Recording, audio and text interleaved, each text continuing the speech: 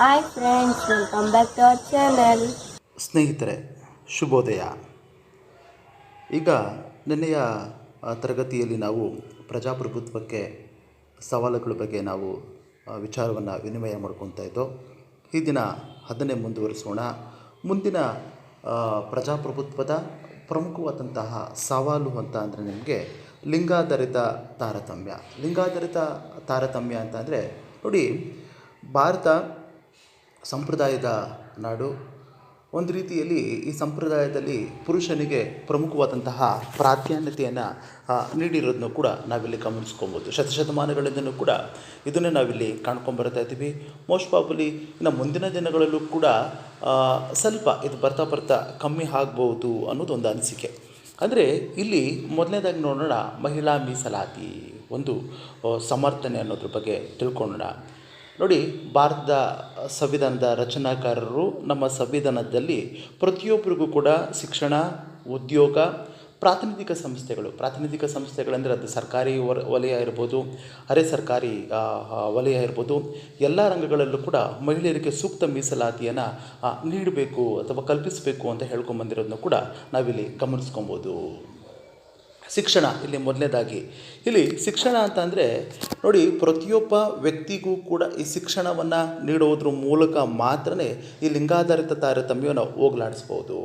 ಈ ಶಿಕ್ಷಣದಿಂದ ಒಂದು ಅವರ ಅರಿವಿನ ಕೊರತೆಯನ್ನು ಏನು ನೀಗಿಸಿ ಪ್ರತಿಯೊಬ್ಬರು ಕೂಡ ಜ್ಞಾನದ ಮಟ್ಟವನ್ನು ಏನು ಹೆಚ್ಚಿಸ್ತೀವಿ, ಆಗ ಮಾತ್ರ ಇಲ್ಲಿ ಈ ಮಹಿಳಾ ಈ ಲಿಂಗಾಧಾರಿತ ತಾರತಮ್ಯ ಅನ್ನೋದು ಇದೆಯಲ್ವಾ, ಅದು ಹೋಗಲಾಡಿಸುವ ಒಂದು ಪ್ರಮುಖ ಹೆಜ್ಜೆ ಅಂತ ಹೇಳ್ಕೊಂಬರ್ತಿರೋದು ಕೂಡ ಇಲ್ಲಿ ನಾವು ಗಮನಿಸ್ಕೊಬೋದು. ಹೆಣ್ಣಿರಲಿ ಅಥವಾ ಗಂಡಿರಲಿ ಪ್ರತಿಯೊಬ್ಬರಿಗೂ ಕೂಡ ಪ್ರಾಥಮಿಕ ಶಿಕ್ಷಣ ಸಾರ್ವತ್ರಿಕ ಅಂತಂದರೆ ಎಲ್ಲರಿಗೂ ಕೂಡ, ಅಂದರೆ 1 ರಿಂದ 14 ವರ್ಷದವರೆಗಿನ ಪ್ರತಿಯೊಬ್ಬ ಮಹಿಳೆ ಮತ್ತು ಪುರುಷ ಪ್ರತಿಯೊಬ್ಬ ಬಾಲಕ ಮತ್ತು ಬಾಲಕಿಯರಿಗೂ ಕೂಡ ಉಚಿತವಾಗಿ ಶಿಕ್ಷಣ ಕೊಡಬೇಕು ಅಂತ ಹೇಳ್ಕೊಂಬರ್ತಿರೋದನ್ನು ಕೂಡ ನಾವಿಲ್ಲಿ ಕಾಣ್ಕೊಬೋದು. 2001ರಲ್ಲಿ ನಮ್ಮ ಭಾರತ ಸರ್ಕಾರ ಸರ್ವಶಿಕ್ಷಣ ಅಭಿಯಾನ 2001ರಲ್ಲಿ ರಾಷ್ಟ್ರಾದ್ಯಂತ ಕಾರ್ಯಗತಗೊಳಿಸಿರೋದನ್ನು ಕೂಡ ನಾವಿಲ್ಲಿ ಗಮನಿಸ್ಕೊಬೋದು.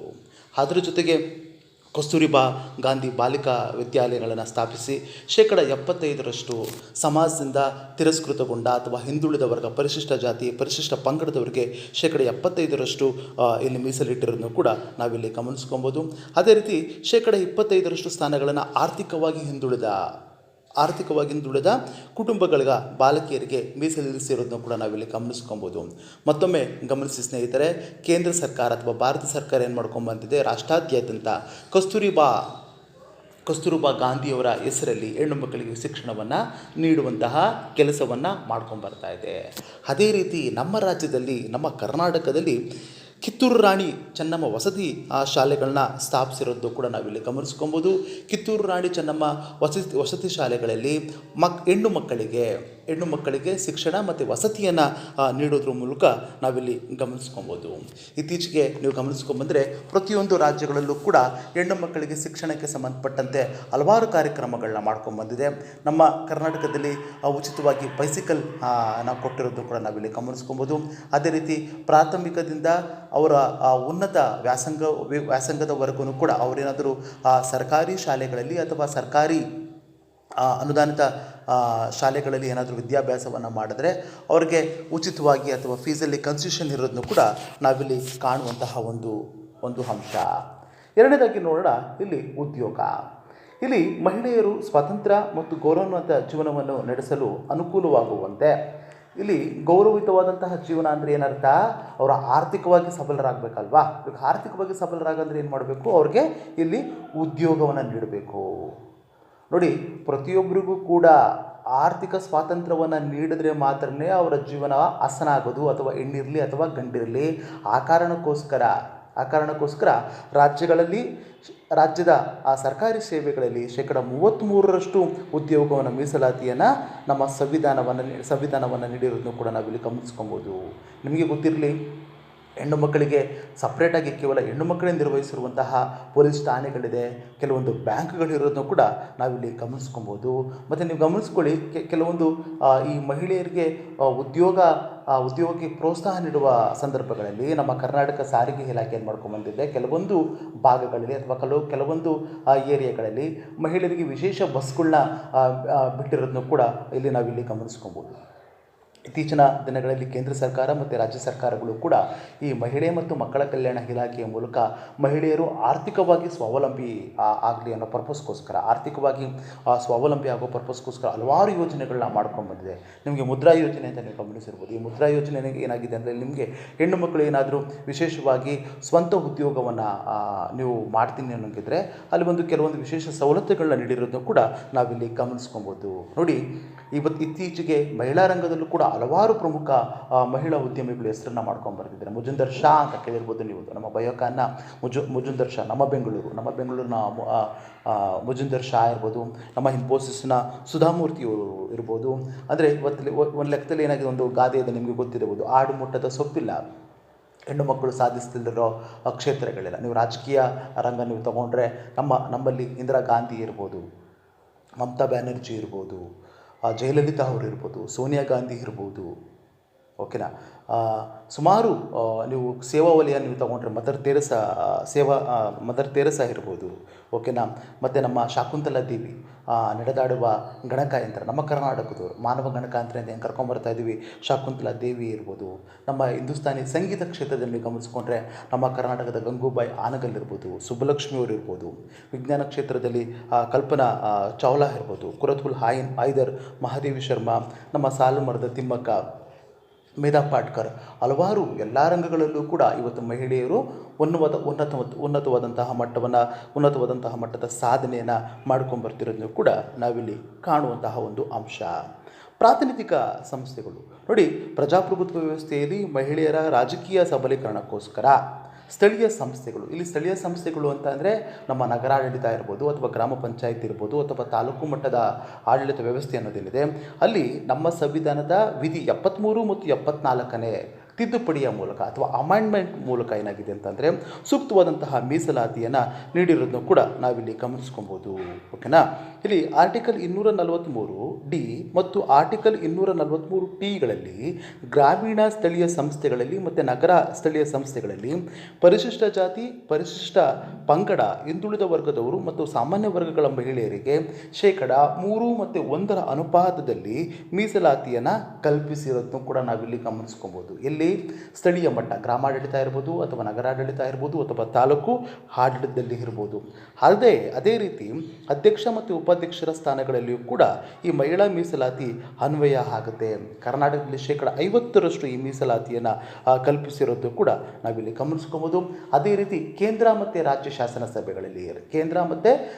ಶಾಸನ ಸಭೆಗಳಲ್ಲಿ ಮಹಿಳಾ 33% ಮೀಸಲಾತಿಯನ್ನು ಕೊಡಬೇಕು ಅಂತ ಏನು ಹೋರಾಟವನ್ನು ಮಾಡ್ಕೊಂಡು ಬಂದಿದ್ದಾರೆ, ಅದು ಕೂಡ ಸದ್ಯಕ್ಕಿನ್ನ ಆಗಿಲ್ಲ.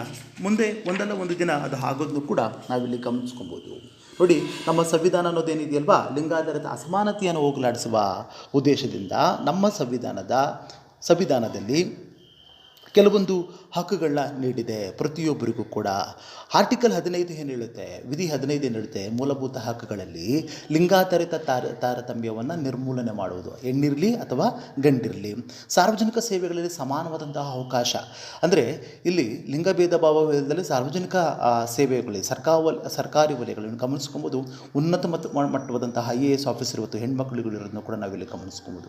ಟಿನಾ ದಾಬಿ ಅಂತ ನೀವು ಕೇಳಿರ್ಬೋದು. ಟಿನಾ ದಾಬಿ ಕೇವಲ 22 ವಯಸ್ಸಿಗೆ ಅವರು IAS ಆಫೀಸರ್ ಆಗಿದ್ದರು ಅಂತರು. ದಲಿತ ಸಮುದಾಯದವರು, ಎಲ್ಲ ವರ್ಗದವರು ಕೂಡ ಏನಾಗುತ್ತೆ ಏನು ಕೇಳ್ತಿದ್ದೀನಿ ಅಂತ ಅಂದರೆ, ಒಂದು ಇನ್ಸ್ಪಿರೇಷನ್ ಆಗುವಂಥದ್ದು. ನಮ್ಮ ಕರ್ನಾಟಕದಿಂದ ಒಂದು 3-4 ವರ್ಷಗಳ ಹಿಂದೆ ನಂದಿನಿ ಅಂತ IAS ಆಫೀಸರ್ ಆದರು. ಇಡೀ ದೇಶಕ್ಕೆ ಮೊದಲ ರ್ಯಾಂಕ್ ಬಂದಿರೋದನ್ನು ಕೂಡ ನಾವಿಲ್ಲಿ ಗಮನಿಸ್ಕೊಬೋದು. ಮತ್ತು ಶೋಷಣೆ ವಿರುದ್ಧ ರಕ್ಷಣೆಯ ಹಕ್ಕು ವಿಧಿ 23 ಮತ್ತು 24. ಈಗ ಶೋಷಣೆಯನ್ನು ಮಾಡುವಂತಿಲ್ಲ ಯಾರಿಗೆ, ಹೆಣ್ಣು ಮಕ್ಕಳಿಗೆ.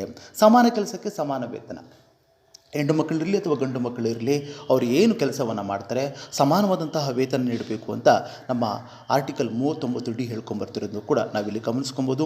ಮತ್ತು ಮಹಿಳೆಯರಿಗೆ ಗೌರವವನ್ನು ರಕ್ಷಿಸುವುದು ವಿಧಿ 51 ಹೇಳ್ಕೊಂಬರುತ್ತೆ. ಮತ್ತು ಮತದಾನದ ಹಕ್ಕು ನೋಡಿ, ಹೆಣ್ಣು ಗಂಡು ಅನ್ನೋ ಭೇದ ಭಾವ ಇಲ್ಲದೆ ಪ್ರತಿಯೊಬ್ಬರಿಗೂ ಮತದಾನದ ಹಕ್ಕನ್ನು ನೀಡಬೇಕು ಅಂತ ಹೇಳ್ಕೊಂಬರ್ತಿರೋದನ್ನು ಕೂಡ ನಾವಿಲ್ಲಿ ಗಮನಿಸ್ಕೊಬೋದು. ಆರ್ಟಿಕಲ್ 236 ನೋಡಿ, ಎಲ್ಲೆಲ್ಲಿ ಪ್ರಾಚೀನ ವ್ಯವಸ್ಥೆ ಮತದಾನದ ಇತ್ತು ಅಲ್ಲೆಲ್ಲ ಕೂಡ ಕೇವಲ ಉನ್ನತ ವರ್ಗದವರಿಗೆ ಮತ್ತು ಪುರುಷರಿಗೆ ಮಾತ್ರ ಮತದಾನದ ಹಕ್ಕಿರುತ್ತೆ. ಪ್ರಾಚೀನ ಕಾಲದಲ್ಲಿ ಮಹಿಳೆಯರಿಗೆ ಮತ್ತು ಗುಲಾಮರಿಗೆ ಮತದಾನದ ಹಕ್ಕಿಲ್ಲ.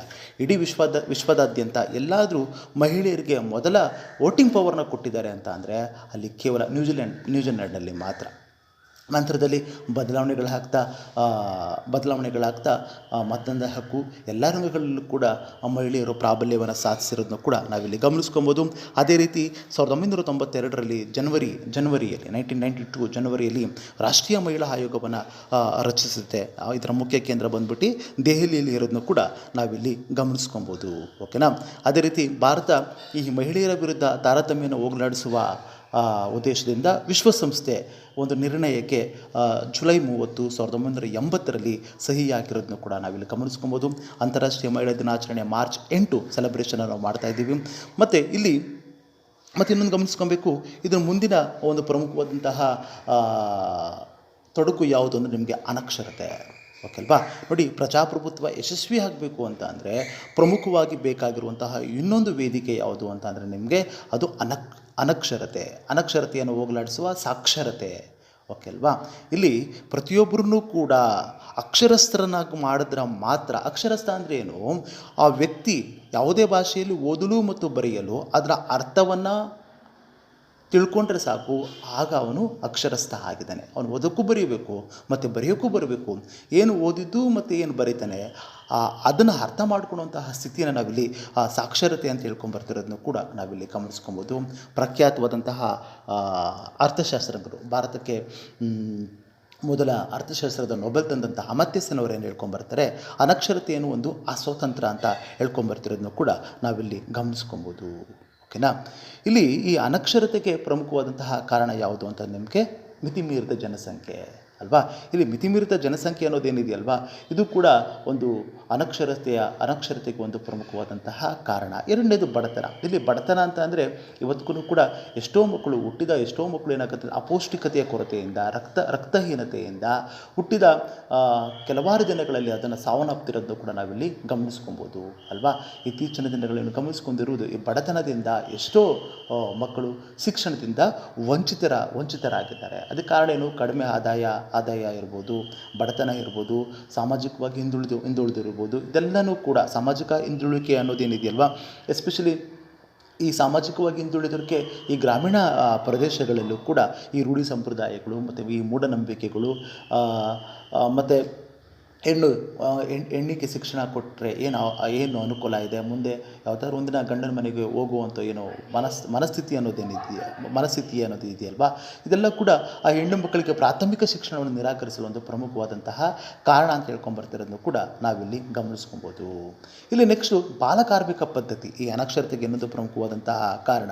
ನೋಡಿ, ಇಲ್ಲಿ ಯಾವುದೇ ಒಂದು ಕುಟುಂಬ ಸಾಮಾಜಿಕವಾಗಿ ಆರ್ಥಿಕವಾಗಿ ಹಿಂದುಳಿದ್ರೆ ಏನು ಮಾಡ್ಕೊಂಬರ್ತಾರೆ, ಅವರಲ್ಲಿರುವಂತಹ ಮನೆಯ ಮಕ್ಕಳನ್ನು ಕೂಡ ದುಡಿಮೆಗೆ ಹಚ್ಚೋದು ಅಥವಾ ದುಡಿಮೆಗೆ ಕಳಿಸೋದನ್ನು ಕೂಡ ನಾವಿಲ್ಲಿ ಗಮನಿಸ್ಕೊಬೋದು. 2011ರ ಒಂದು ದಾಖಲಾತಿಯನ್ನು ಹೇಳ್ಕೊಂಬರುತ್ತೆ, ಭಾರತದಲ್ಲಿ 2 ಕೋಟಿ ಬಾಲಕಾರ್ಮಿಕರು ಇದ್ದಾರೆ ಅಂತ ಹೇಳ್ಕೊಂಬರ್ತಾರೆ. ಈಗ ನಾವು 2021ರಲ್ಲಿದ್ದೀವಿ.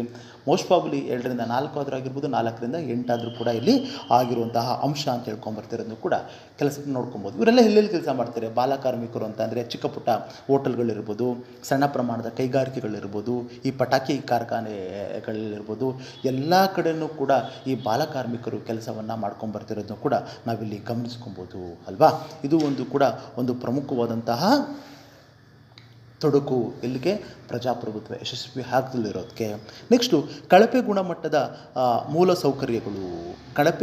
ಗುಣಮಟ್ಟದ ಮೂಲಸೌಕರ್ಯಗಳು ಅಂತಂದರೆ ಇವತ್ತು ನೀವು ಗಮನಿಸ್ಕೊಳ್ಳಿ, ಇವಾಗ ಸರ್ಕಾರದಿಂದ ಸುಮಾರು ಅನುದಾನವನ್ನು ಪಡ್ಕೊಂಡ್ರೂ ಕೂಡ ಸರ್ಕಾರಿ ಕೆಲವೊಂದು ಸರ್ಕಾರದ ಕೆಲವೊಂದು ಅನುದಾನಿತ ಶಾಲೆ ಕಟ್ಟಡಗಳನ್ನ, ಬೆಂಚ್ಗಳನ್ನ ನೀವೇ ಗಮನಿಸ್ಕೊಬೋದು ಅಲ್ವಾ. ಅದು ನಿಮಗೇನೆ ಗೊತ್ತಿರುತ್ತೆ. ಇವತ್ತೇನಾಗ್ತಿದೆ ಅಂತಂದರೆ, ಒಂದು ಕಡೆ ಸರ್ಕಾರದಿಂದ ಅನುದಾನವನ್ನು ಪಡ್ಕೊತಾರೆ, ಬಟ್ ಅದನ್ನು ಮಕ್ಕಳಿಗೆ ಅಥವಾ ಆ ಶಾಲಾ ಕಟ್ಟಡಗಳಿಗೆ ಬಳಸಲಿರೋದನ್ನು ಕೂಡ ನಾವಿಲ್ಲಿ ಗಮನಿಸ್ಕೊಬೋದು. ಇನ್ನು ಕೆಲವೊಂದು ಪ್ರದೇಶಗಳು ಏನಾಗ್ತಿದೆ ಅಂದರೆ ಶಾಲೆಗಳಿಗೆ ಹೋಗೋಕ್ಕೆ ಸರಿಯಾದಂತಹ ರಸ್ತೆ ಮಾರ್ಗ ಇರ್ಬೋದು ಮತ್ತು ಸಾರಿಗೆ ವ್ಯವಸ್ಥೆ ಇಲ್ಲದಲ್ಲಿರೋದನ್ನು ಕೂಡ ನಾವಿಲ್ಲಿ ಗಮನಿಸ್ಕೊಬೋದು. ನೋಡಿ, ಈ ಪ್ರಜಾಪ್ರಭುತ್ವಕ ತೊಡಕಾಗಿ ಅನಕ್ಷರತೆ ಅನ್ನೋದೇನಿದೆಯಲ್ವಾ, ಇದು ಯಾವ ರೀತಿಯಾಗಿ ಒಂದು ಪ್ರಮುಖವಾದಂತಹ ಕಾರಣ ಆಗುತ್ತೆ ಅಂತಂದರೆ, ನಿಮಗೆ ಒಂದು ರೀತಿಯಲ್ಲಿ ಅನಕ್ಷರತೆ ಅನ್ನೋದೇನಿದೆಯಲ್ವಾ, ಇದು ಒಂದು ಪ್ರಜಾಪ್ರಭುತ್ವಕ್ಕೆ ಶಾಪ ಅಥವಾ ತೊಡಕು ಅಂತ ಹೇಳ್ಕೊಂಬರ್ತಿರೋದು ಕೂಡ ನಾವಿಲ್ಲಿ ಗಮನಿಸ್ಕೊಬೋದು. ಹೇಗೆ? ರಾಜಕೀಯ ಪ್ರಜ್ಞೆಯ ಕೊರತೆ. ನೋಡಿ, ಈ ಅನಕ್ಷರಸ್ಥರು ಏನು ಮಾಡ್ಕೊಂಬರ್ತಾರೆ, ಅವ್ರಿಗೆ ಅಕ್ಷರವನ್ನು ಕಲಿತರೆ ಮಾತ್ರ ರಾಜಕೀಯ ಚಟುವಟಿಕೆಗಳ ಬಗ್ಗೆ ಒಂದು ತಿಳುವಳಿಕೆ ಅನ್ನೋದು ಗೊತ್ತಾಗುತ್ತೆ. ರಾಜಕೀಯ ಪ್ರಜ್ಞೆ ಅಂತ ಏನು ಕರ್ಕೊಂಬರ್ತಾ ಇದ್ದೀವಿ ಅದು ಇಲ್ಲಿ ಗೊತ್ತಾಗುತ್ತೆ. ಅಂದರೆ ಅಕ್ಷರಸ್ಥರಾದಾಗ ಏನಾಗುತ್ತೆ ಅಂದರೆ, ಪ್ರತಿಯೊಂದು ರಾಜಕೀಯ ಪಕ್ಷಗಳ ಏನು ಆ ಪ್ರಣಾಳಿಕೆಯಲ್ಲಿ ಏನು ಹೇಳ್ಕೊಂಬಂದಿದ್ದಾರೆ, ಆ ಪ್ರಣಾಳಿಕೆಯಲ್ಲಿ ಇರುತ್ತೆ ಎಷ್ಟು ಅನುಷ್ಠಾನ ಮಾಡ್ಕೊಂಬಂದಿದ್ದಾರೆ, ಆ ಪಕ್ಷ ಏನು, ಆ ಪಕ್ಷ ಒಳಗೊಂಡಿರುವಂತಹ ಸಿದ್ಧಾಂತ ಅಂದರೆ ಏನು, ಆ ಪಕ್ಷಗಳ ಕಾರ್ಯವೈಖರಿ ಅಂದ್ರೇನು, ಅವರು ಚುನಾವಣೆ ಸಂದರ್ಭದಲ್ಲಿ ಮಾತ್ರನೇ ಬರ್ತಾರಾ, ಇಲ್ಲ ಚುನಾವಣೆ ಮುಗ್ದಾದ್ಮೇಲೆ ಅವರ ಕಾರ್ಯಚಟುವಟಿಕೆಗಳು ಹೇಗಿರುತ್ತೆ, ಇವೆಲ್ಲವನ್ನು ತಿಳ್ಕೊಳ್ಳೋಲ್ಲಿ ಅಸಮರ್ಥರಾಗಿರ್ತಾರೆ. ಬಟ್ ಶಿಕ್ಷಣವನ್ನು ಕೊಟ್ಟಾಗ ಏನಾಗುತ್ತೆ ಅಂದರೆ, ಇವೆಲ್ಲವನ್ನೂ ಕೂಡ ಅವರು ತಿಳ್ಕೊತಾರೆ ಅಲ್ವಾ. ಎರಡನೇದು, ಕಡಿಮೆ ಪ್ರಮಾಣದ ಮತದಾನ. ನೋಡಿ, ಭಾರತದ ಮೊದಲ ಚುನಾವಣೆ ಬಂದ್ಬಿಟ್ಟು 1952ರಲ್ಲಿ ಏನು ನಡೆಯುತ್ತೆ, ಈ 52 ನಡೆಯುವಂತಹ ಚುನಾವಣೆ ಏನಿದೆ, ಅತಿ ಹೆಚ್ಚು ಮತದಾನವನ್ನು ಆಗಿದ್ದು ಆಗಲೇ 60%. ಬಟ್ ಅಲ್ಲಿಂದ ಈಚೆಗೆ ನೀವು ಗಮನಿಸ್ಕೊಂಬನ್ನಿ, ಇವತ್ತಿಗೂ ಕೂಡ 52%, 42%, 50%, ಓಕೆ ಅಲ್ವಾ, 60-65 ಇಲ್ಲಿವರೆಗೂ ಮತದಾನಗಳೇನು ದಾಟಿಲ್ಲ ಅನ್ನೋದು ಕೂಡ ಒಂದು ದುರಂತ ಅಂದ್ರೂ ಕೂಡ ಇಲ್ಲಿ ಸರಿಯೇ. ಏನಕ್ಕಂದರೆ ಅವರಲ್ಲಿ ರಾಜಕೀಯ ಅರಿವಿನ ಕೊರತೆ ಇದು ಒಂದು ಕೂಡ ಒಂದು ಪ್ರಮುಖವಾದಂತಹ ಕಾರಣ. ಮತ್ತು ಹಣ ಮತ್ತು ತೋಳ್ಬಲ. ನೋಡಿ, ಇವತ್ತಿಗೂ ಕೂಡ ಪ್ರತಿಯೊಂದು ಚುನಾವಣೆಗಳು ನಡೆಯೋದು ಹಣದ ಹೆಸರಲ್ಲೇ, ತೋಳ್ಬಲದ ಹೆಸರಲ್ಲೇ, ಜಾತಿಯ ಹೆಸರಲ್ಲೇ ಅಥವಾ ಧರ್ಮದ ಹೆಸರಲ್ಲೇ. ಓಕೆನಾ. ಈ ಹಣ ಮತ್ತು ತೋಳ್ಬಲಕ್ಕೆ ಬೇಗ ಬಲಿಯಾಗೋದು ಯಾರು ಅಂತಂದರೆ, ನಿಮಗೆ ಅನಕ್ಷರಸ್ಥ ಮತದಾರರು ಅಂತ ಹೇಳ್ಕೊಂಬರ್ತಿರೋದನ್ನ ಕೂಡ ನಾವಿಲ್ಲಿ ಗಮನಿಸ್ಕೊಬೋದು. ನೆಕ್ಸ್ಟು, ಜನಪ್ರಿಯ ರಾಜಕಾರಣ. ಇಲ್ಲಿ ಭಾರತದಲ್ಲಿ ಈ ಮತದಾರರು ಅನ್ನೋದೇನಿದೆ, ಅಂದರೆ ಎಸ್ಪೆಷಲಿ ಗ್ರಾಮೀಣ ಮತದಾರರು ಹೆಚ್ಚಾಗಿ ರಾಜಕಾರಣಿಗಳ ಆಸೆ ಮತ್ತು ಆಮಿಷಗಳಿಗೆ ಮತ್ತು ಅವರು ಕೊಟ್ಟಂತಹ ಜನಪ್ರಿಯ ಕಾರ್ಯಕ್ರಮಗಳಿಗೆ ಮಾರು ಹೋಗೋದನ್ನು ಕೂಡ ನಾವಿಲ್ಲಿ ಗಮನಿಸ್ಕೊಬೋದು. ಇದು ಒಂದು ರೀತಿಯಲ್ಲಿ ಅನಕ್ಷರತೆ ಮತ್ತು ಬಡತನ ಅವರನ್ನೇ ಹೀಗೆ ಮಾಡ್ತಿರೋದನ್ನು ಕೂಡ ನಾವಿಲ್ಲಿ ಗಮನಿಸ್ಕೊಬೋದು. ನೋಡಿ, ಜನಪ್ರಿಯ ಕಾರ್ಯಕ್ರಮಗಳಿಂದ ಅವರು ಸವಲತ್ತುಗಳನ್ನ ಪಡ್ಕೊತಾರೆ ಅಷ್ಟೇ, ಬಟ್ ಅವರಿಂದ ಸೃಜನಶೀಲತೆ ಮತ್ತು ಸ್ವಾವಲಂಬಿ ಮನೋಭಾವನೆಗಳು ಬೆಳೀತಾ ಇಲ್ಲ. ಇದು ಒಂದು ರೀತಿಯ ರಾಷ್ಟ್ರೀಯ ಅಭಿವೃದ್ಧಿಗೆ ತೊಡಕಾಗಿರೋದು ಕೂಡ ನಾವಿಲ್ಲಿ ಗಮನಿಸ್ಕೊಬೋದು. ಎಲ್ಲವನ್ನು ಉಚಿತವಾಗಿ ಕೊಟ್ಟರೆ, TV ಉಚಿತವಾಗಿ ಕೊಡ್ತಾರೆ, ಅಕ್ಕಿ ಉಚಿತವಾಗಿ ಕೊಟ್ಕೊಂಬರ್ತಾರೆ, ಎಲ್ಲ ಸವಲತ್ತುಗಳನ್ನ ಕೊಡ್ತಾರೆ. ಎಲ್ಲ ಸವಲತ್ತುಗಳನ್ನ ಉಚಿತವಾಗಿ ನಾವು ಕೊಟ್ಟಾಗ ಏನಾಗುತ್ತೆ ಅಂದರೆ, ಅವನಲ್ಲಿರುವಂತಹ ಸೃಜನಶೀಲತೆ ಕೊನೆ ಆಗುತ್ತೆ. ಅವನು ದುಡಿಯುವ ಮನಸ್ಸನ್ನು ಮಾಡದಲ್ಲಿ ಇರೋದನ್ನು ಕೂಡ ಇದು ಒಂದು ರೀತಿಯ ರಾಷ್ಟ್ರೀಯ ಅಭಿವೃದ್ಧಿಗೆ ಮಾರಕ ಅಂತ ಹೇಳ್ಕೊಂಬರ್ತಿರೋದನ್ನು ಕೂಡ ನಾವಿಲ್ಲಿ ಗಮನಿಸ್ಕೊಬೋದು. ಮತ್ತು ಸರ್ವಾಧಿಕಾರತ್ವದ ಉಗಮ. ಇಲ್ಲಿ ಪ್ರಜೆಗಳು ಈ ರಾಜಕೀಯ ಪ್ರಗತಿ ಮತ್ತು ಮತದಾನದ ಮಹತ್ವವನ್ನು ತಿಳ್ಕೊಳ್ಳೋದ್ರಲ್ಲಿದ್ದಾಗ ಏನಾಗುತ್ತೆ ಅಂದರೆ, ಒಬ್ಬ ನಾಯಕ ಆದವನು ಅವನ ಪ್ರಜಾಪ್ರಭುತ್ವ ವ್ಯವಸ್ಥೆಯಲ್ಲಿ ಸರ್ವಾಧಿಕಾರಿಗಳಾಗಿ ಮಾರ್ಪಾಡಾಗುವ ಸಂಭವ ಅಧಿಕ ಇರೋದನ್ನು ಕೂಡ ನಾವಿಲ್ಲಿ ಗಮನಿಸ್ಕೊಬೋದು. ಇದಕ್ಕೆಲ್ಲ ಪರಿಹಾರ ಯಾವುದು ಅಂತ ಅಂದರೆ ಶಿಕ್ಷಣ. ಆ ಪರ್ಪಸ್ಗೋಸ್ಕರ 1986ರಲ್ಲಿ ಭಾರತ ಸರ್ಕಾರ ರಾಷ್ಟ್ರೀಯ ಶಿಕ್ಷಣ ನೀತಿಯನ್ನು, ನ್ಯಾಷನಲ್ ಎಜುಕೇಷನ್ ಪಾಲಿಸಿ ಅನ್ನೋದನ್ನ ಅಳವಡಿಸ್ಕೊಂಡಿರೋದನ್ನು ಕೂಡ ನಾವಿಲ್ಲಿ ಗಮನಿಸ್ಕೊಬೋದು. ಅದೇ ರೀತಿ 1997ರಲ್ಲಿ ಇದಕ್ಕೆ ತಿದ್ದುಪಡಿ ಮಾಡಿ ನೂತನ ಶಿಕ್ಷಣ ನೀತಿಯಿಂದ ಕರ್ಕೊಂಬರ್ತಾರೆ. ರಾಷ್ಟ್ರೀಯ ಪಠ್ಯರಚನಾ ಕ್ರಮವನ್ನು 2005ರಲ್ಲಿ ಪ್ರಚಾರ ಮಾಡಿರೋದನ್ನು ಕೂಡ ನಾವಿಲ್ಲಿ ಗಮನಿಸ್ಕೊಬೋದು. ಸಂವಿಧಾನಕ್ಕೆ 86ನೇ ತಿದ್ದುಪಡಿಯ ಮೂಲಕ, ಅಂದರೆ ನಮ್ಮ ಸಂವಿಧಾನದ 45ನೇ ವಿಧಿ ಏನು ಹೇಳ್ಕೊಂಬರುತ್ತೆ, ಎಲ್ಲ ರಾಜ್ಯಗಳಿಗೂ ಉಚಿತ ಮತ್ತು ಕಡ್ಡಾಯದ ಶಿಕ್ಷಣವನ್ನು ಜಾರಿಗೊಳಿಸುವ ಅವಕಾಶವನ್ನು ನೀಡಿದೆ. ಆದರೆ ಇದು ಸಮರ್ಪಕವಾಗಿ ಅನುಷ್ಠಾನಕ್ಕೆ ಇಲ್ಲಿ ಬಂದಿಲ್ಲ. ಅವಾಗೇನು ಮಾಡ್ಕೊಂಬರ್ತಾರೆ, ಸಂವಿಧಾನದ 86ನೇ ತಿದ್ದುಪಡಿಯ ಮೂಲಕ ಇದನ್ನು ಕಡ್ಡಾಯಗೊಳಿಸಿರೋದನ್ನು ಕೂಡ ನಾವಿಲ್ಲಿ ಗಮನಿಸ್ಕೊಬೋದು. ಯಾವಾಗ ನಮ್ಮ ಭಾರತದ ಸಂಸತ್ತು 2007ರಲ್ಲಿ, ಓಕೆನಾ, 6ರಿಂದ 14 ವರ್ಷದೊಳಗಿನ ಎಲ್ಲ ಮಕ್ಕಳಿಗೂ ಕೂಡ ಶಿಕ್ಷಣ ಅನ್ನೋದು ಮೂಲಭೂತ ಹಕ್ಕಾಗಿ ನೀಡಬೇಕು ಅಂತ ಹೇಳ್ಕೊಂಬರ್ತಿರೋದನ್ನು ಕೂಡ ನಾವಿಲ್ಲಿ ಗಮನಿಸ್ಕೊಬೋದು. ಓಕೆನಾ. ಈ ಕಾಯ್ದೆ ಮೂಲಕ 6ರಿಂದ 14 ವರ್ಷದ ಎಲ್ಲ ಮಕ್ಕಳಿಗೂ ಉಚಿತವಾದಂತಹ ಪ್ರಾಥಮಿಕ ಶಿಕ್ಷಣವನ್ನು ಕೊಡಿಸುವಂಥದ್ದು ಆಯಾ ರಾಜ್ಯಗಳ ಸರ್ಕಾರದ ಒಂದು ಜವಾಬ್ದಾರಿಯಾಗಿರುತ್ತೆ. ಪೋಷಕರು ಇಲ್ಲಿ ಮಕ್ಕಳನ್ನು ಕಡ್ಡಾಯವಾಗಿ ಶಾಲೆಯನ್ನು ಕಳಿಸಬೇಕಾಗತ್ತೆ. ಮತ್ತು ಇಲ್ಲಿ ಈ ಗುರಿಯನ್ನು ಸಾಧಿಸಲು ಶಾಲೆಗಳು ವಿದ್ಯಾರ್ಥಿಗಳ ಪ್ರಮಾಣಕ್ಕೆ ಅನುಗುಣವಾಗಿ ತರಬೇತಿ ಹೊಂದಿದ ಶಿಕ್ಷಕರನ್ನ, ಮೂಲಭೂತ ಸೌಕರ್ಯಗಳನ್ನ ಮತ್ತು ಆಟದ ಮೈದಾನಗಳು ಹೊಂದಿರಬೇಕು ಅಂತ ಹೇಳ್ಕೊಂಡ್ಬರ್ತಿರೋದನ್ನು ಕೂಡ ನಾವಿಲ್ಲಿ ಗಮನಿಸ್ಕೊಬೋದು. ನೋಡಿ, ಈ ಏನು ಕಡ್ಡಾಯ ಶಿಕ್ಷಣಕ್ಕೆ ಅನ್ನೋದೇನಿದೆಯಲ್ವಾ, ಓಕೆನಾ, ಇದಕ್ಕೆ ತಗುಲುವಂತಹ ಖರ್ಚನ್ನು ಕೇಂದ್ರ ಸರ್ಕಾರ ಮತ್ತು ರಾಜ್ಯ ಸರ್ಕಾರಗಳು ಇಲ್ಲಿ ಭರಿಸ್ತಾ ಇದೆ. 65% ಕೇಂದ್ರ ಸರ್ಕಾರ ನೀಡಿದರೆ 35% ರಾಜ್ಯ ಸರ್ಕಾರಗಳನ್ನ ನೀಡ್ತಿರೋದನ್ನು ಕೂಡ ನಾವಿಲ್ಲಿ ಗಮನಿಸ್ಕೊಬೋದು. ಅದೊಂದೇ ಅಂತಲ್ಲ, ಇಲ್ಲಿ ಶಾಲೆಯ ಆಡಳಿತ ಮಂಡಳಿ ಏನು ಕೆಲಸ ಮಾಡಬೇಕಾಗುತ್ತೆ ಅಂದರೆ, ನಿಮಗೆ ಶಾಲೆಯಿಂದ ಹೊರಹೋದ ಮಕ್ಕಳನ್ನು ಅವ್ರನ್ನ ಗುರುತಿಸೋದು, ವಯಸ್ಸಿಗೆ ಅನುಗುಣವಾಗಿ ತರಗತಿಗಳಿಗೆ ಸೇರಿಸುವಂಥದ್ದು ಅವ್ರಿಗೆ ಕರ್ತವ್ಯ ಆಗಿರೋದು ಕೂಡ ಇಲ್ಲಿ ನಾವು ಮುಖ್ಯವಾಗಿ ಇಲ್ಲಿ ಗಮನಿಸ್ಕೊಬೋದು.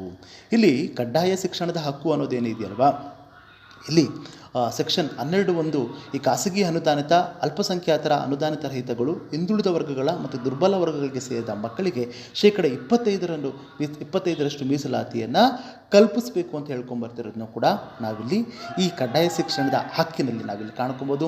7% 5% ಪರಿಶಿಷ್ಟ ಜಾತಿ ಆದರೆ 1.5% ಪರಿಶಿಷ್ಟ ಪಂಗಡ, 16% ಹಿಂದುಳಿದ ಮಕ್ಕಳಿಗೆ ಮೀಸಲಿರಿಸಿರೋದು ಕೂಡ ನಾವಿಲ್ಲಿ ಗಮನಿಸ್ಕೊಬೋದು.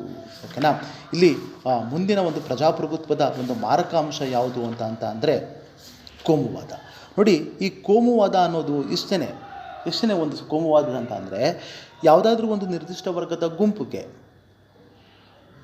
ತಮ್ಮ ಧರ್ಮದ ಬಗ್ಗೆ ಅಪರಿಮಿತವಾದಂತಹ ಅಭಿಮಾನ ಹೊಂದಿದರೆ ಆ ಧರ್ಮವ ಮಾತ್ರ ಶ್ರೇಷ್ಠ, ಇನ್ನಿತರವಾದಂತಹ ಧರ್ಮಗಳು ಕೀಳರಿಮೆ ಭಾವನೆಯನ್ನು ಮೂಡಿಸಿ ತಮ್ಮ ಧರ್ಮವೇ ಅತ್ಯುನ್ನತ, ಇತರೆ ಧರ್ಮಗಳು ಕನಿಷ್ಠ ಎಂಬ ಪ್ರವೃತ್ತಿಯನ್ನು ಬಿತ್ತೋದೇ ಇಲ್ಲಿ ಕೋಮುವಾದ ಅಂತ ಹೇಳ್ಕೊಂಬರ್ತಿರೋದನ್ನು ಕೂಡ ನಾವಿಲ್ಲಿ ಗಮನಿಸ್ಕೊಬೋದು. ನೋಡಿ, ಈ ಕೋಮುವಾದಕ್ಕೆ ಪ್ರಮುಖವಾದಂತಹ 2 ಬೇಸ್ಮೆಂಟ್ ಯಾವುದು ಅಂತಂದರೆ ನಿಮಗೆ ಜನಾಂಗೀಯ ಮತ್ತು ಧಾರ್ಮಿಕ ಸಿದ್ಧಾಂತ ಅಲ್ವಾ. ಇಲ್ಲಿ ಜನಾಂಗೀಯವಾಗಿ ಅಥವಾ ಧಾರ್ಮಿಕ ಸಿದ್ಧಾಂತದ ಮೂಲಕ ಒಂದು ವ್ಯವಸ್ಥೆಯ ಅಡಿಯಲ್ಲಿ ಒಂದು ವ್ಯವಸ್ಥೆ ಅಥವಾ ಒಂದು ರಾಜ್ಯ ಇರ್ಬೋದು, ಒಂದು ಭಾಗ ಇರ್ಬೋದು, ಅಲ್ಲಿ ಇವ್ರದ್ದೇ ಆದಂತಹ ಒಂದು ಆಧಿಪತ್ಯವನ್ನು ಸಾಧಿಸೋದಿಲ್ಲಿ ಕೋಮುವಾದ ಅಂತ ಹೇಳ್ಕೊಂಬರ್ತಿರೋದು ಕೂಡ ನಾವಿಲ್ಲಿ ಗಮನಿಸ್ಕೊಬೋದು. ನೋಡಿ, ಈ ಕೋಮುವಾದ ಅನ್ನೋದೇನಿದೆಯಲ್ವಾ, ಈ ಕೋಮುವಾದ ಅನ್ನೋದು ಈ ಪ್ರಜಾಪ್ರಭುತ್ವದ ಯಶಸ್ವಿಗೆ ಒಂದು ಮಾರಕ ಅಂತ ಹೇಳಿದ್ರು ಕೂಡ ಇಲ್ಲಿ ತಪ್ಪಾಗಲಾರದಕ್ಕೋಸ್ಕರ. ಅಂದರೆ ಕೇವಲ ತಮ್ಮ ಈ ಧರ್ಮಾಭಿಮಾನ ಅಂಧಾಭಿಮಾನ ಅನ್ನೋದೇನಿದೆಯಲ್ವಾ, ಇದು ಒಂದು ರೀತಿಯಲ್ಲಿ ಒಂದು ಗುಂಪು ಅಥವಾ ಒಂದು ವರ್ಗ, ಓಕೆನಾ, ಇದು ರಾಜಕೀಯ ವ್ಯವಸ್ಥೆಯನ್ನು ಅಥವಾ ಸಾಮಾಜಿಕ ವ್ಯವಸ್ಥೆಗೆ ಇಲ್ಲಿ ಮಾರಕ ಅಂತ ಹೇಳ್ಕೊಂಬರ್ತಿರೋದನ್ನು ಕೂಡ ನಾವಿಲ್ಲಿ ಕಾಣುವಂಥದ್ದು. ಈ ಕೋಮುವಾದಕ್ಕೆ ಪ್ರಮುಖವಾದಂತಹ ಕಾರಣಗಳ ಬಗ್ಗೆ ನಾವು ತಿಳ್ಕೊಳ್ಳೋಣ. ಭಾರತದಲ್ಲಿ ಕೋಮುವಾದಕ್ಕೆ ಒಂದು ಫೌಂಡೇಶನ್ ಹಾಕಿದ್ದು ಯಾರು ಅಂತ ಅಂದರೆ ನಮ್ಮನ್ನು ಆಳಿದ ಬ್ರಿಟಿಷರು, ಓಕೆನಾ. ಅವರೇನು ಒಡೆದು ಆಳುವ ನೀತಿ ಅನ್ನೋದೇನಿದೆಯೇ 1857ರಲ್ಲಿ ಸಿಪಾಯಿ ದಂಗೆಯಲ್ಲೇ ಇದು ಆಗಿರೋದನ್ನು ಕೂಡ ನಾವಿಲ್ಲಿ ಕಾಣ್ಕೊಬೋದು.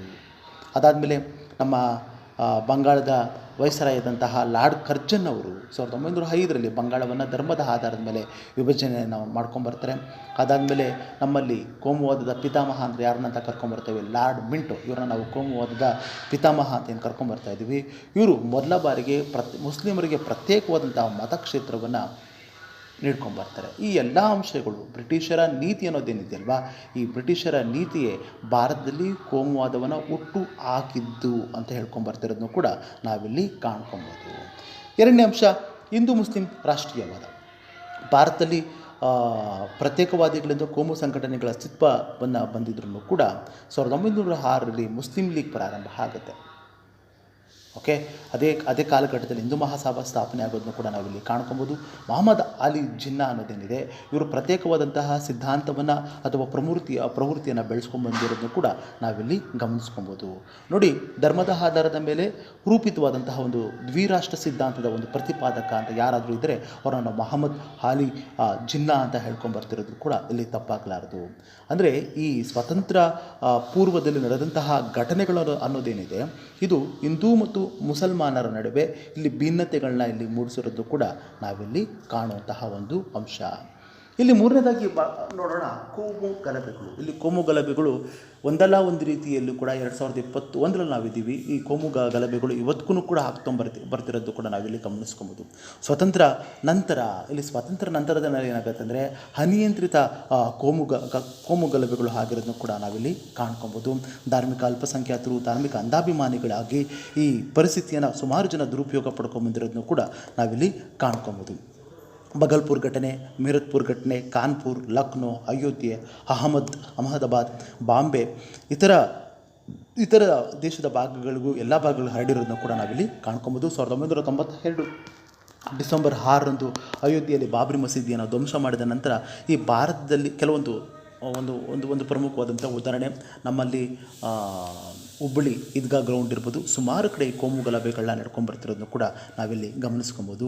ಇದಕ್ಕೆ ಇನ್ನೊಂದು ಪ್ರಮುಖವಾದಂಥ ಕಾರಣ ಯಾವುದು ಅಂತಂದರೆ ತಮ್ಮ ಸ್ವಾರ್ಥ ಸಾಧನೆಗಳಿಗೋಸ್ಕರ ರಾಜಕೀಯಗೊಳಿಸ್ಕೊಂಬರ್ತಾರೆ. ಈ ಕೋಮುವಾದಕ್ಕೆ ಒಂದಲ್ಲ ಒಂದು ರೀತಿಯಲ್ಲಿ ರಾಜಕೀಯ ಪಕ್ಷದವರ ಬೆಂಬಲ ಅಂತ ಹೇಳ್ಕೊಂಬರ್ತಿರೋದನ್ನು ಕೂಡ ನಾವಿಲ್ಲಿ ಕಾಣ್ಕೊಬೋದು. ನೆಕ್ಸ್ಟು ಧಾರ್ಮಿಕ ಹಿತಾಸಕ್ತಿ ಸಂಘಟನೆಗಳು. ಭಾರತದಲ್ಲಿ ವಿವಿಧ ಕೋಮುಗಳು ತಮ್ಮ ಹಿತಾಸಕ್ತಿಗಳನ್ನ ಸಾಧಿಸಲು ವಿವಿಧ ರಾಜಕೀಯ ಪಕ್ಷಗಳ ಏನು ಬೆಂಬಲಿಸ್ಕೊಂಬರ್ತಾರೆ ಅವ್ರೇನು ಮಾಡ್ಕೊಂಬರ್ತಾರೆ, ಧರ್ಮದ ಆಧಾರದ ಮೇಲೆ ಅನೇಕ ಧಾರ್ಮಿಕ ಸಂಘಟನೆಗಳನ್ನ ಸ್ಥಾಪನೆ ಮಾಡ್ಕೊಂಬರ್ತಾರೆ. ಇದು ಕೋಮು ಸಾಮರಸ್ಯದ ಭಾವನೆಯನ್ನು ಕರಡುವಲ್ಲಿ ಒಂದು ಪ್ರಮುಖವಾದಂತಹ ಕಾರಣ ಆಗಿರೋದನ್ನು ಕೂಡ ನಾವಿಲ್ಲಿ ಗಮನಿಸ್ಕೊಬೋದು. ನೋಡಿ, ಇಷ್ಟೆಲ್ಲ ಈ ಪ್ರಜಾಪ್ರಭುತ್ವಕ್ಕೆ ಮಾರಕ ಅಂತ ಅಂದರೆ ದೇಶದ ಅಭಿವೃದ್ಧಿ ಆಗಲ್ಲ, ರಾಷ್ಟ್ರದ ಏಕತೆಗೆ ಧಕ್ಕೆ ಆಗುತ್ತೆ. ಅಂದರೆ ನಾವೆಲ್ಲರೂ ಭಾರತೀಯರು ಅನ್ನೋ ಒಂದು ಭಾವನೆ ಅನ್ನೋದೇನಿದೆ, ಆ ಭಾವನೆಗೆ ಕೊಡಲಿ ಪೆಟ್ಟು ಬೀಳೋದನ್ನು ಕೂಡ ನಾವಿಲ್ಲಿ ಗಮನಿಸ್ಕೊಬೋದು ಅಲ್ವಾ. ಒಂದು ದೇಶಾಭಿಮಾನಕ್ಕಿರ್ಬೋದು, ನಾವೆಲ್ಲ ಭಾರತೀಯರು ಅನ್ನೋ ಭಾವನೆಗೆ ಈ ಕೋಮುವಾದ ಅನ್ನೋದು ಒಂದು ಮಾರಕ ಹಾಗೆ ಅಂತ ಹೇಳ್ಕೊಂಬರ್ತಿರೋದನ್ನು ಕೂಡ ನಾವಿಲ್ಲಿ ಗಮನಿಸ್ಕೊಬೋದು. ಇದರಿಂದ ರಾಷ್ಟ್ರದ ಅಭಿವೃದ್ಧಿ ತೊಡಕಾಗ್ತಾ ಇದೆ. ರಾಷ್ಟ್ರದ ಅಭಿವೃದ್ಧಿಯಲ್ಲಿ ತೊಡಕಾಗ್ತಿರೋದನ್ನು ಕೂಡ ನಾವಿಲ್ಲಿ ಗಮನಿಸ್ಕೊಬೋದು. ಕೆಲವರು ಧರ್ಮಗುರುಗಳು ಇರ್ಬೋದು ಅಥವಾ ಭಾಷಣಕಾರರು ಇರ್ಬೋದು, ಒಂದು ರೀತಿಯಲ್ಲಿ ಏನಾಗುತ್ತೆ ಅಂದರೆ ಅವರ ಉದ್ರೇಕಕಾರಿಯಾದಂತಹ ಭಾಷಣಗಳಿಂದ, ಅವರ ಉದ್ರೇಕಕಾರಿ ಬರಹಗಳಿಂದ ಏನಾಗ್ತಿದೆ ಅಂದರೆ ನಿಮಗೆ ಜನರಲ್ಲಿ ಸಾಮರಸ್ಯದ ಕೊರತೆ ಆಗ್ತಿರೋದನ್ನು ಕೂಡ ನಾವಿಲ್ಲಿ ಗಮನಿಸ್ಕೊಬೋದು ಅಲ್ವಾ. ಮತ್ತಿನ್ನೊಂದು ಏನಾಗುತ್ತೆ ಅಂದರೆ ನಮ್ಮಲ್ಲಿ ವೋಟ್ ಬ್ಯಾಂಕ್ ರಾಜಕಾರಣಗಳು ಕೂಡ ನಡೀತಾ ಇದೆ. ಅಂದರೆ ವೋಟ್ ಬ್ಯಾಂಕ್ ರಾಜಕಾರಣ ಅಂತಂದರೆ ಓಲೈಕೆ ರಾಜಕಾರಣ ಅನ್ನೋದೇನಿದೆಯಲ್ವಾ, ಇದು ಈ ಕೋಮುವಾದಕ್ಕೆ ಬೆಂಬಲ ನೀಡುವಂತಹ ಒಂದು ಪ್ರಮುಖವಾದಂತಹ ಅಂಶ ಅಂತ ಹೇಳ್ಕೊಂಬರ್ತಿರೋದು ಕೂಡ ನಾವಿಲ್ಲಿ ಗಮನಿಸ್ಕೊಬೋದು. ಈ ಕೋಮುವಾದಕ್ಕೆ ಪರಿಹಾರವಾಗಿ ಜಾತ್ಯತೀತತೆ ಮತ್ತು ರಾಷ್ಟ್ರೀಯ ಭಾವೈಕ್ಯತೆ.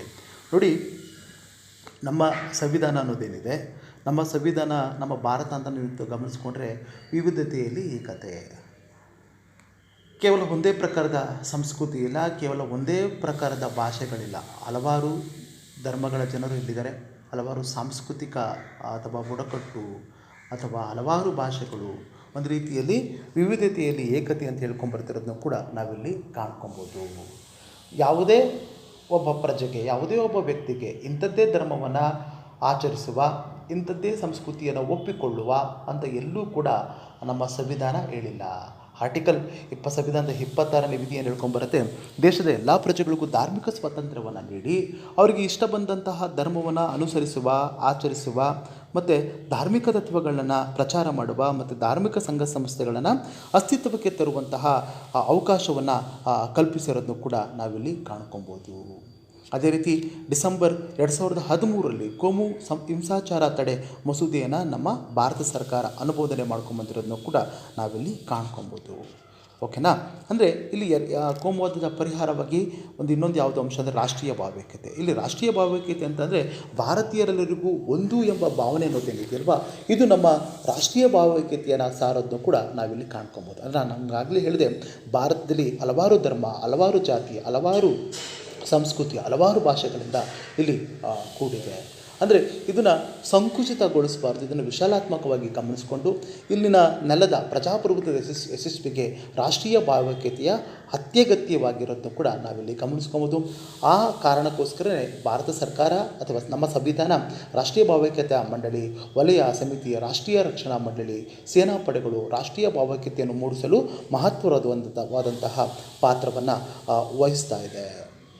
ನೆರೆಹೊರೆಯ ಶಾಂತಿ ಸಮಿತಿಗಳು ಅಂದರೆ ಇಲ್ಲಿ 1992 ಡಿಸೆಂಬರ್ 6ನೇ ತಾರೀಕು ಏನು ಬಾಬ್ರಿ ಮಸೀದಿಯ ಧ್ವಂಸದ ನಂತರ ದೇಶಾದ್ಯಂತ ಹಲವಾರು ಪ್ರದೇಶಗಳಲ್ಲಿ ನಡೆದಂತಹ ಕೋಮು ಗಲಭೆಗಳಿರುವುದು, ಸಾಮಾಜಿಕ ಕ್ಷೋಭೆಗಳನ್ನು ಸರ್ಕಾರದಿಂದ ಪರಿಣಾಮಕಾರಿ ನಿಗ್ರಹಿಸಲು ಸಾಧ್ಯವಾದಾಗ ಏನಾಗುತ್ತೆ ಅಂದರೆ ವಿವಿಧ ಕೋಮುಗಳಿಗೆ ಸೇರಿದ ಸಮಾಜದ ಉನ್ನತ ಅಥವಾ ಪ್ರಮುಖ ವ್ಯಕ್ತಿಗಳನ್ನ ಸದಸ್ಯರಾಗಿರಿಸಿಕೊಂಡು ನೆರೆಹೊರೆಯ ಶಾಂತಿ ಸಮಿತಿಗಳನ್ನ ಇಲ್ಲಿ ರಚನೆ ಮಾಡಿರೋದನ್ನು ಕೂಡ ನಾವಿಲ್ಲಿ ಗಮನಿಸ್ಕೊಬೋದು. ಏನಕ್ಕೋಸ್ಕರ ಈ ಸಮಿತಿಗಳು ರಚನೆ ಮಾಡಿದ್ದಾರೆ ಅಂತಂದರೆ ಒಂದು ಸಮಾಜದಲ್ಲಿ ಸಾಮರಸ್ಯವನ್ನು ಮೂಡಿಸೋ ಪರ್ಪಸ್ಗೋಸ್ಕರ. ಇನ್ನೊಂದು ಒಂದು ಪ್ರಮುಖವಾದಂತಹ ಪ್ರಜಾಪ್ರಭುತ್ವದ ಮಾರಕವಾದಂತಹ ಅಂಶ ಯಾವುದು ಅಂತ ಅಂದರೆ ಭಯೋತ್ಪಾದನೆ. ಹೆಸರೇ ಹೇಳ್ಕೊಂಬರುತ್ತೆ, ಭಯವನ್ನು ಉತ್ಪಾದನೆ ಮಾಡುವಂಥದ್ದು ಇಲ್ಲಿ ಭಯೋತ್ಪಾದನೆ. ಎಲ್ಲಿ ಸಾಮಾನ್ಯ ಜನರಿಗೆ ಭಯವನ್ನು ಸೃಷ್ಟಿಸಿ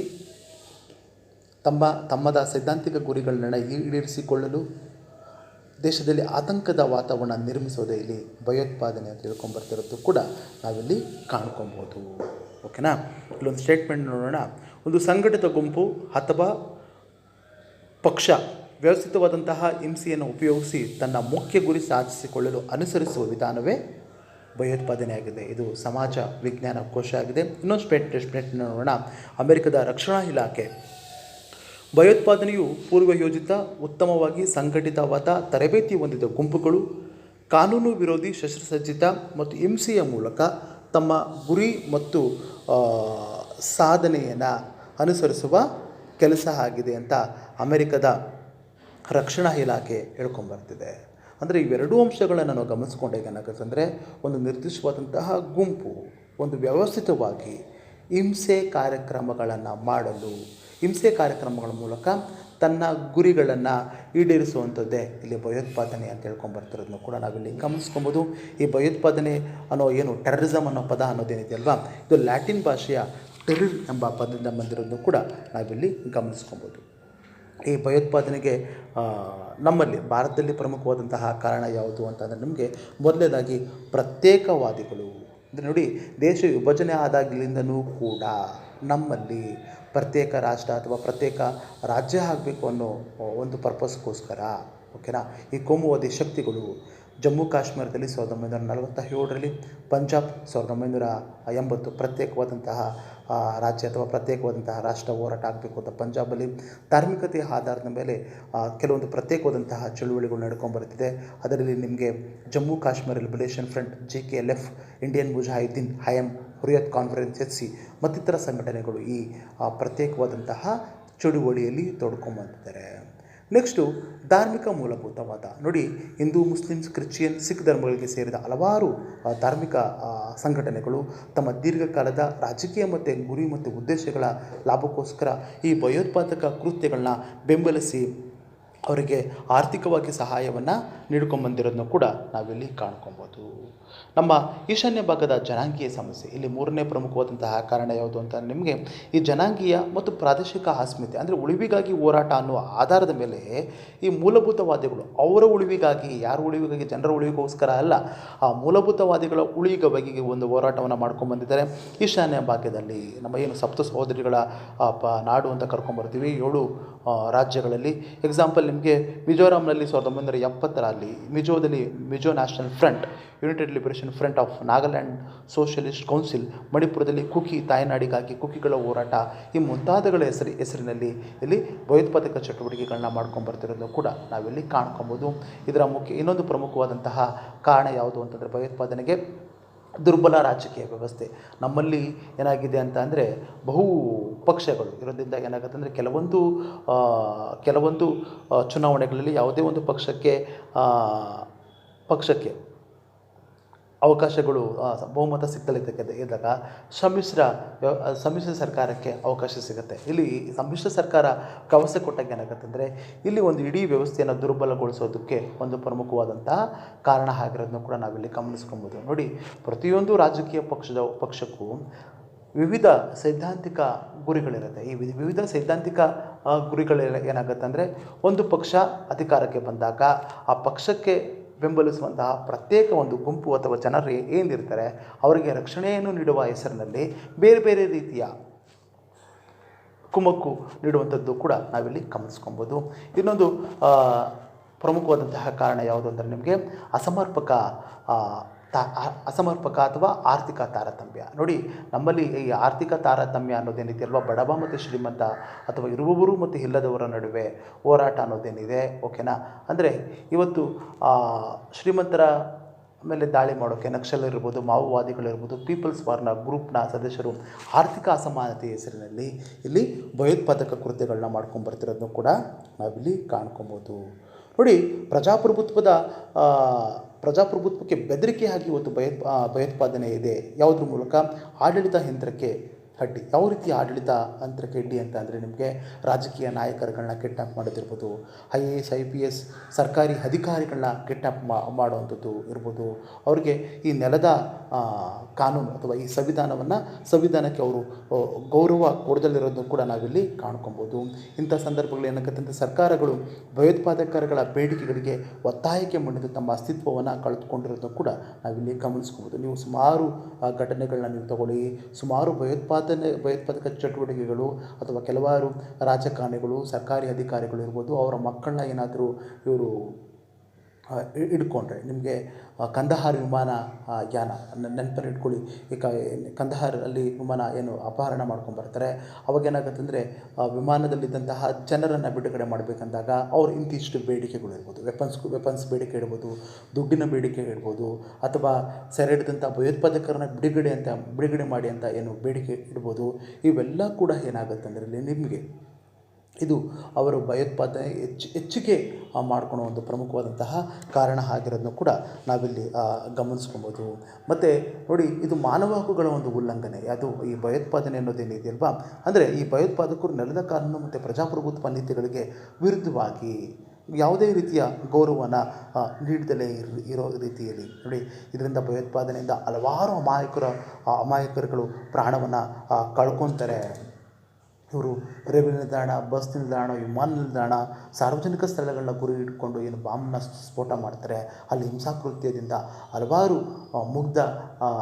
ಮುಗ್ಧ ಜೀವಿಗಳ ಅಥವಾ ಮುಗ್ಧ ಮಾನವರ ಇಲ್ಲಿ ಕೊಲೆ ಆಗೋದನ್ನು ಕೂಡ ನಾವಿಲ್ಲಿ ಗಮನಿಸ್ಕೊಬೋದು. ಇದು ಒಂದು ರೀತಿಯಲ್ಲಿ ಭಯೋತ್ಪಾದನಾ ವಿರೋಧಿ ಚಟುವಟಿಕೆಗಳು. ಯಾವ ರೀತಿಯಾಗಿ ಅಂದರೆ, ನಿಮಗೆ ಈ ಮತದಾನಕ್ಕೆ ನಿಯೋಜಿತ ಅಧಿಕಾರಿಗಳನ್ನ ಕಿಡ್ನಾಪ್ ಮಾಡೋದಂತ ಇರ್ಬೋದು, ಮತದಾನ ಆಗದಲ್ಲೇ ರೀತಿಯಲ್ಲಿ ಕೆಲಸವನ್ನು ಮಾಡ್ಕೊಂಬರ್ಬೋದು, ಅಥವಾ ಮತದಾನ ಕ್ಷೇತ್ರಗಳನ್ನು ಸ್ಫೋಟಗೊಳಿಸೋದು ಕೂಡ ನಾವಿಲ್ಲಿ ಗಮನಿಸ್ಕೊಬೋದು. ಇದು ಒಂದಲ್ಲ ಒಂದು ರೀತಿಯಲ್ಲಿ ದೇಶದ ಆರ್ಥಿಕ ಬೆಳವಣಿಗೆಯಲ್ಲಿ ಮಾರಕ ಅಂತ ಹೇಳ್ಕೊಂಬರ್ತಿರೋದನ್ನು ಕೂಡ ನಾವಿಲ್ಲಿ ಗಮನಿಸ್ಕೊಬೋದು.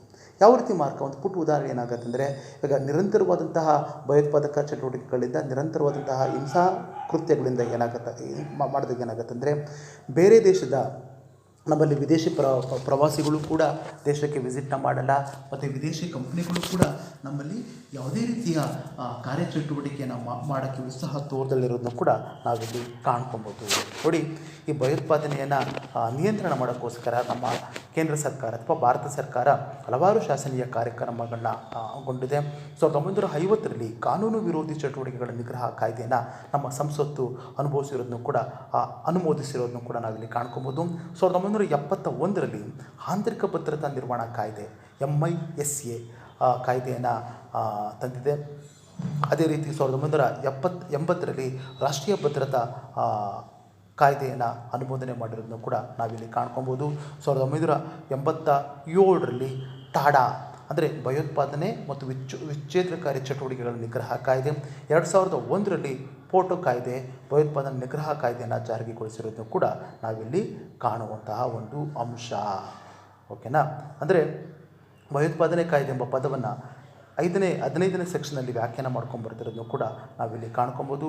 ನೋಡಿ, ಭಾರತದ ಏಕತೆ, ಸಮಗ್ರತೆ, ಪರಮಾಧಿಕಾರಕ್ಕೆ ಧಕ್ಕೆ ಆದಾಗ ಜನರಲ್ಲಿ ಭಯೋತ್ಪಾದಕ ಭೀತಿಯನ್ನುಂಟು ಮಾಡುವಂತಿದ್ದರೆ, ಭಾರತದಲ್ಲಿ ಯಾವುದೇ ಜನರ ಗುಂಪು ಹೊರದೇಶದಲ್ಲಿ ಯಾವುದೇ ರೀತಿಯ ಭೀತಿಯನ್ನುಂಟು ಮಾಡುತ್ತಿದ್ದರೆ ಅದು ಒಂದು ರೀತಿಯ ಭಯೋತ್ಪಾದಕ ಕೃತ್ಯ.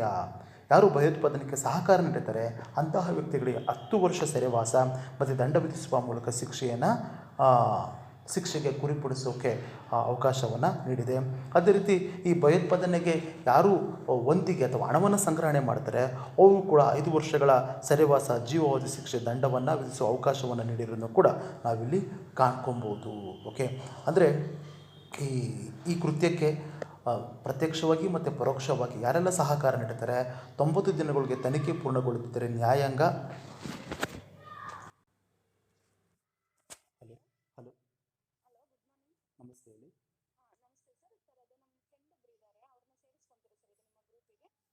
ಯಾವ ಏನು ಮಾಡ್ತಿದ್ದಾರೆ ಮೇಡಮ್ ಅವರು? ಕಳಿಸಿ ಮೇಡಮ್ ಅವ್ರ ನಂಬರ್ ಕಳಿಸಿ ನನಗೆ. ಇಲ್ಲಾಂದ್ರೆ ಲಿಂಕ್ ಇದೆ, ಲಿಂಕ್ನೇ ಯಾವತ್ತೂ ಶೇರ್ ಮಾಡಿಬಿಡಿ ಮೇಡಮ್. ಶೇರ್ ಮಾಡಿ.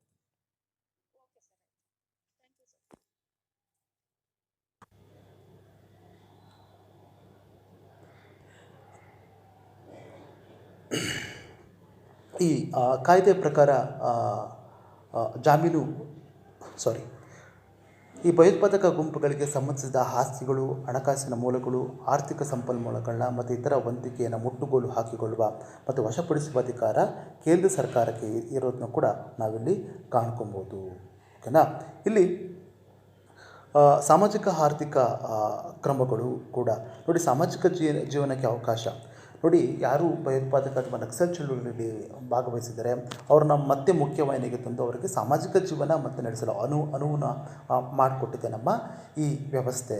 ಮತ್ತು ಶಿಕ್ಷಣ, ಪ್ರತಿ ಯುವಕರಲ್ಲಿ ಚಿಕ್ಕ ವಯಸ್ಸಿನಲ್ಲಿ ನೈತಿಕ ಮತ್ತು ರಾಷ್ಟ್ರೀಯ ಅರಿವನ್ನು ಮೂಡಿಸುವ ಶಿಕ್ಷಣದ ಕೊರತೆಯೂ ಕೂಡ ಯುವಕರನ್ನ ಭಯೋತ್ಪಾದನೆಯಂಥ ಕೃತ್ಯಗಳಲ್ಲಿ ತೊಡಗಲು ಅವಕಾಶ ಆಗ್ತಾ ಇದೆ. ಉತ್ತಮವಾದಂತಹ ನೈತಿಕ ಮತ್ತು ರಾಷ್ಟ್ರಪ್ರೇಮದ ಶಿಕ್ಷಣವನ್ನು ನೀಡೋದ್ರ ಮೂಲಕ ಅವರಲ್ಲಿ ಒಂದು ಉತ್ತಮವಾದಂತಹ ವಿಚಾರಗಳನ್ನು, ವೈಚಾರಿಕವಾದಂತಹ ಮತ್ತು ಮಾನವೀಯ ಪ್ರೇಮವನ್ನು ಬೆಳೆಸುವಂತಹ ಅಂಶಗಳನ್ನ ಇವತ್ತು ನೀಡ್ಕೊಂಬರ್ತಿರೋದನ್ನು ಕೂಡ ನಾವಿಲ್ಲಿ ಕಾಣ್ಕೊಬೋದು. ಮತ್ತು ಈ ಉದ್ಯೋಗ ಅವಕಾಶಗಳು ನೀವು ಗಮನಿಸ್ಕೊಳ್ಳಿ. ಈ ಭಯೋತ್ಪಾದನೆಯಲ್ಲಿ ಇರೋರೆಲ್ಲ ದೊಡ್ಡ ದೊಡ್ಡ ಸಾಫ್ಟ್ವೇರ್ ಇಂಜಿನಿಯರೇ ಓದಿರೋವಂಥವ್ರು. ನೀವು ಭಯೋತ್ಪಾದನೆಯಲ್ಲಿ ಒಂದು 100 ಜನ ಭಯೋತ್ಪಾದಕರಿದ್ದರೆ ಅದರಲ್ಲಿ ಏನೋ ಒಂದು 10%, 20% ಅಷ್ಟೇ ಅವಿದ್ಯಾವಂತರೇ ಇರ್ತಾರೆ. ಇನ್ನು 80% ಎಲ್ಲ ತುಂಬ ಓದಿರುವಂಥವ್ರೆ. ಸಾಫ್ಟ್ವೇರ್ ಇಂಜಿನಿಯರ್ಸ್ ಇರ್ಬೋದು, ಡಿಗ್ರಿ ಮಾಡಿರುವಂಥವ್ರು ಇದ್ದಿರ್ಬೋದು, PhD ಡಾಕ್ಟರೇಟ್ ಮಾಡಿರುವಂತಹ ವ್ಯಕ್ತಿಗಳೇ ಇಲ್ಲಿ ಶಿಕ್ಷಣ ಪಡೆದಂಥವರೇ ನಿಮಗೆ ಭಯೋತ್ಪಾದನೆ ಚಟುವಟಿಕೆಗಳಲ್ಲಿ ತೊಡಗಿರ್ತಾರೆ. ಬಿಕಾಸ್ ಆಫ್ ಏನಕ್ಕೆ ಅವರಿಗೆ ಸರಿಯಾದಂತಹ ರೀತಿಯಲ್ಲಿ ಉದ್ಯೋಗ ಸಿಗದಲೇ ಇರೋದು ಕೂಡ ಒಂದು ಕಾರಣ. ಓಕೆನಾ?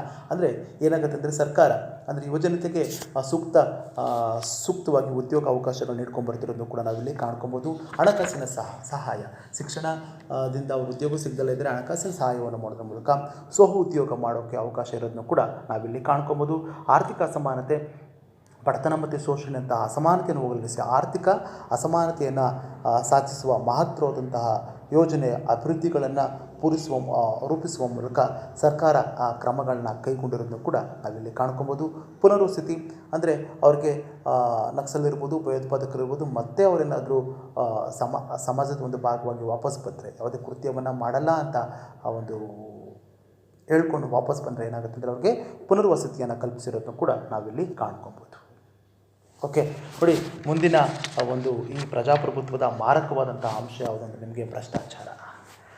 ಈ ಭ್ರಷ್ಟಾಚಾರ ಅನ್ನೋದೇನಾಗಿದೆ ಅಂತಂದರೆ ಇದೇನು ಹೊಸದೇನಲ್ಲ. ಯಾವಾಗ ಮಾನವನ ಇತಿಹಾಸ ಪ್ರಾರಂಭ ಆಯಿತೋ ಅಲ್ಲಿಂದಲೂ ಕೂಡ ಈ ಭ್ರಷ್ಟಾಚಾರ ಅನ್ನೋದಿರೋದನ್ನು ಕೂಡ ನಾವಿಲ್ಲಿ ಕಾಣ್ಕೊಬೋದು. ಅದಕ್ಕೆ ಒಂದು ಕೌಟಿಲ್ಯ ಒಂದು ಉತ್ತಮವಾದಂತಹ ಒಂದು ಉದಾಹರಣೆ ಕೊಡ್ತಾರೆ. ಜೇನು ಬಿಚ್ಚಿದವನು ಕೈ ನೆಕ್ಕದೆ ಇರ್ತಾನ ಅಲ್ವಾ? ಈಗ ಜೇನು ಕೀಳಕ್ಕೆ ಹೋಗ್ತಾರೆ ಅಲ್ವಾ? ಜೇನೆಲ್ಲ ಕೇಳಬೇಕಂದ್ರೆ ಕೈಯಲ್ಲಿ ಜೇನು ಕೀಳಬೇಕಾಗುತ್ತೆ. ಒಂದಲ್ಲ ಒಂದು ರೀತಿಯಲ್ಲಿ ಆ ಟೇಸ್ಟನ್ನು ನೋಡ್ತಾನಲ್ವಾ? ಅದನ್ನೇ ಅದರಲ್ಲಿ ಕ್ರಿಸ್ತ ಪೂರ್ವದಲ್ಲೇ ಕೌಟಿಲ್ಯ ತನ್ನ ಅರ್ಥಶಾಸ್ತ್ರದಲ್ಲಿ 40 ಬಗೆಯ ಭ್ರಷ್ಟಾಚಾರಗಳನ್ನ ಇಲ್ಲಿ ಗುರುತಿಸಿರೋದನ್ನು ಕೂಡ ನಾವಿಲ್ಲಿ ಕಾಣ್ಕೊಬೋದು. ಬಟ್ ಇವತ್ತು ನೀವು ಗಮನಿಸ್ಕೊಳ್ಳಿ, ಭ್ರಷ್ಟಾಚಾರ ಅನ್ನೋದು ಎಷ್ಟಿದೆ, ಎಲ್ಲಿದೆ ಅನ್ನೋದೆಲ್ಲ ನಿಮ್ಮ ಅನುಭವಕ್ಕೇ ಇಲ್ಲಿ ಬಂದಿರುತ್ತೆ. ಈ ವೈಯಕ್ತಿಕ ಲಾಭಕ್ಕಾಗಿ ಅಧಿಕಾರವನ್ನು ದುರುಪಯೋಗ ಮಾಡಿಕೊಳ್ಳುವುದೇ ಭ್ರಷ್ಟಾಚಾರ ಅಂತ ಡೇವಿಡ್ H. ಬೇಲೆ ಹೇಳ್ಕೊಂಬಂದರೆ, ಭ್ರಷ್ಟಾಚಾರ ಎಂಬುದು ಖಾಸಗಿ ಉದ್ದೇಶಗಳಿಗಾಗಿ ಸಾರ್ವಜನಿಕ ಕರ್ತವ್ಯಗಳ ಔಪಚಾರಿಕ ಮಾರ್ಗವನ್ನು ಬದಲಿಸುವುದೇ ಆಗಿದೆ ಅಂತ ಹೇಳ್ಕೊಂಬರ್ತಿರೋದು ಕೂಡ ನಾವಿಲ್ಲಿ ಕಾಣ್ಕೊಬೋದು. ಜಯಸ್ನೇ ನೋಡಿ, ಈ ಭ್ರಷ್ಟಾಚಾರ ಅನ್ನೋದು ಯಾವ ಮಟ್ಟದಲ್ಲಾಗಿದೆ? ಕಳೆದ 1 ವರ್ಷಗಳಲ್ಲಿ ಕೊರೋನಾ ಕಾಲಘಟ್ಟದಲ್ಲಿ ಸರ್ಕಾರಿ ಅಥವಾ ಖಾಸಗಿ ಆಸ್ಪತ್ರೆಗಳಲ್ಲಿ ಎಂತೆಂಥ ರೀತಿಯ ಭ್ರಷ್ಟಾಚಾರ ಆಗ್ತಿದೆ ಅನ್ನೋದನ್ನ ನೀವು ಸಮೂಹ ಮಾಧ್ಯಮಗಳು, TV ಮತ್ತು ಪೇಪರಲ್ಲೇ ಕೂಡ ನಾವಿಲ್ಲಿ ಕಾಣ್ಕೊಬೋದು. ಇಲ್ಲಿ ಭ್ರಷ್ಟಾಚಾರ ಅನ್ನೋದೇನಿದೆಯಲ್ವ, ಇದು ಒಂದು ರೀತಿ ಅನಧಿಕೃತವಾದಂತಹ ಶುಲ್ಕ, ಕೊಡುಗೆ, ಲಂಚ, ಹಪ್ತ, ಅನ್ಯ ಮಾರ್ಗದ ಮೂಲಕ ಈ ಕಮಿಷನ್ಗಳ ಮೂಲಕ ಅನಧಿಕೃತವಾದಂತಹ ಮೊತ್ತಗಳನ್ನ ಒಳಗೊಂಡಿರೋದನ್ನು ಕೂಡ ನಾವಿಲ್ಲಿ ಕಾಣ್ಕೊಬೋದು. ಒಂದು ರೀತಿಯಲ್ಲಿ ಅಧಿಕಾರದ ಮೂಲಕ ವೈಯಕ್ತಿಕ ಲಾಭಕ್ಕಾಗಿ ಹಣದ ರೂಪದಲ್ಲಿ ಮತ್ತು ವಸ್ತು ರೂಪದಲ್ಲಿ ಲಾಭವನ್ನು ಮಾಡ್ಕೊತಿರೋದನ್ನು ಕೂಡ ನಾವಿಲ್ಲಿ ಕಾಣ್ಕೊಬೋದು. ಈ ಭ್ರಷ್ಟಾಚಾರಕ್ಕೆ ಒಂದು ಪ್ರಮುಖವಾದಂತಹ ಕಾರಣ ಯಾವುದು ಅಂತಂದರೆ ನಿಮಗೆ ದುರಾಸೆ. ಓಕೆ, ಮನುಷ್ಯನ ಈ ದುರಾಸೆ ಅನ್ನೋದೇನಿದೆಯಲ್ವಾ, ಆ ದುರಾಸೆಯಿಂದ ಲಂಚಕ್ಕೆ ಅಥವಾ ಭ್ರಷ್ಟಾಚಾರಕ್ಕೆ ಕೈ ಹೊಡ್ತಾನೆ. ನೆಕ್ಸ್ಟ್ ಇಲ್ಲಿ ಸ್ವಾರ್ಥ ಬರುತ್ತೆ. ನೋಡಿ, ಜನಸೇವೆ ಜನಾರ್ದನ ಸೇವೆ ಎಂಬುದು ಒಂದು ಸ್ಲೋಗನ್ ಅಷ್ಟೇ. ವಿಧಾನಸೌಧದ ಮೇಲೆ ಒಂದು ಸ್ಲೋಗನ್ ಇದೆ, ಸರ್ಕಾರದ ಕೆಲಸವೇ ದೇವರ ಕೆಲಸ, ದೇವರ ಕೆಲಸವೇ ಸರ್ಕಾರದ ಕೆಲಸ. ಬಟ್ ನಿಮಗೆ ಗೊತ್ತಿದೆ ಎಷ್ಟು ದೇವರ ಕೆಲಸವನ್ನು ಸರ್ಕಾರಗಳು ಇಲ್ಲಿ ಮಾಡ್ಕೊಂಡ್ಬಂದಿದೆ ಅಂತ. ಇಲ್ಲಿ ಸ್ವಾರ್ಥದಿಂದಲೇ ಮಾತ್ರ ಈ ಭ್ರಷ್ಟಾಚಾರ ಅಧಿಕವಾಗ್ತಿರೋದು. ಮತ್ತು ಭ್ರಷ್ಟ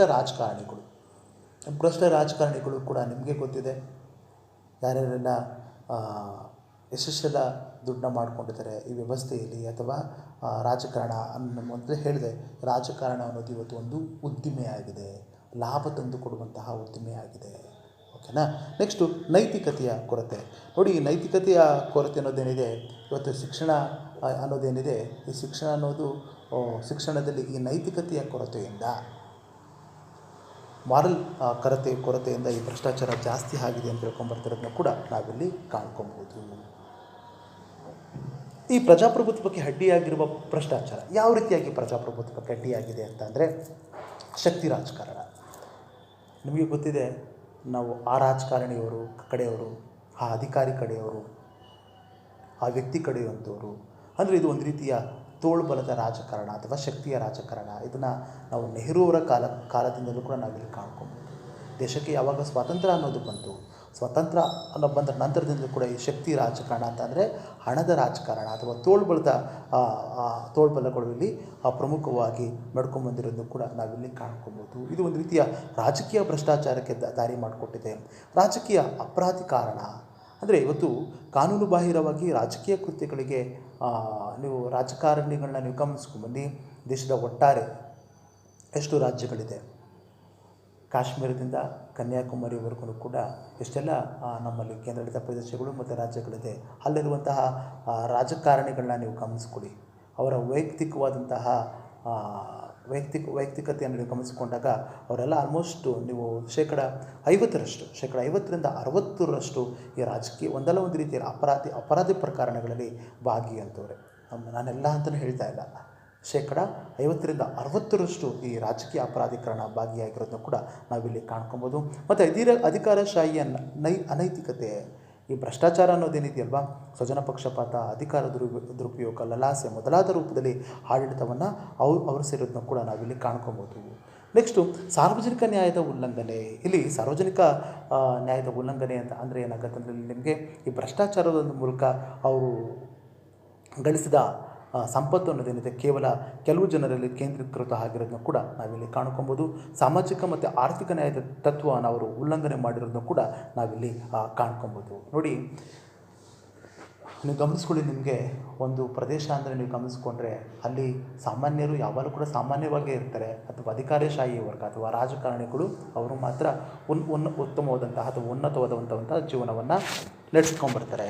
ಆ ಕಾರಣಕ್ಕೋಸ್ಕರ ಈ ಭ್ರಷ್ಟಾಚಾರ ನಿಯಂತ್ರಣ ಕಾಯ್ದೆಯನ್ನು ಕೇಂದ್ರ ಸರ್ಕಾರ ಮತ್ತು ರಾಜ್ಯ ಸರ್ಕಾರಗಳು ಕಾಯ್ದೆಯನ್ನು ಜಾರಿಗೆ ಬಂದಿರೋದನ್ನು ಕೂಡ ನಾವಿಲ್ಲಿ ಕಾಣ್ಕೊಬೋದು.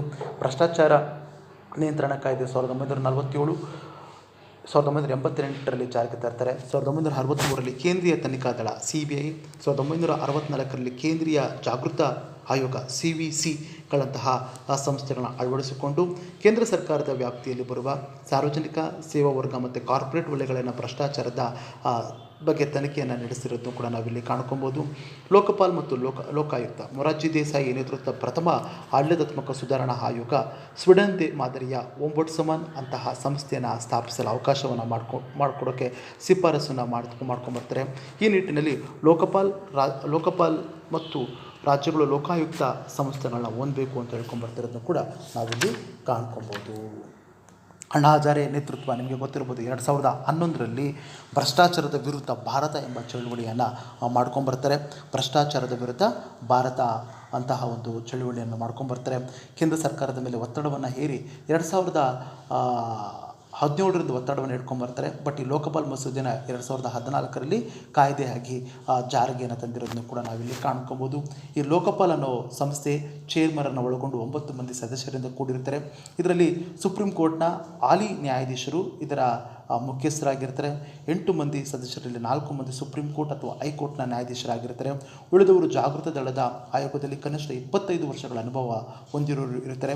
ಇದು ಒಂದು ರೀತಿಯ ಪಕ್ಷಾತೀತ ವಾಗಿರಬೇಕಾಗತ್ತೆ. ಇಲ್ಲಿ ಪರಿಶಿಷ್ಟ ಜಾತಿ, ಪರಿಶಿಷ್ಟ ಪಂಗಡ, ಹಿಂದುಳಿದ ವರ್ಗ, ಅಲ್ಪಸಂಖ್ಯಾತರು ಮತ್ತು ಮಹಿಳೆಯರಿಗೂ ಕೂಡ ಈ ಸೂಕ್ತ ಪ್ರಾತಿನಿಧ್ಯನ ಈ ಕಮಿಟಿ ಅಥವಾ ಈ ಸಮಿತಿಯಲ್ಲಿ ಕೊಡಬೇಕಾಗತ್ತೆ.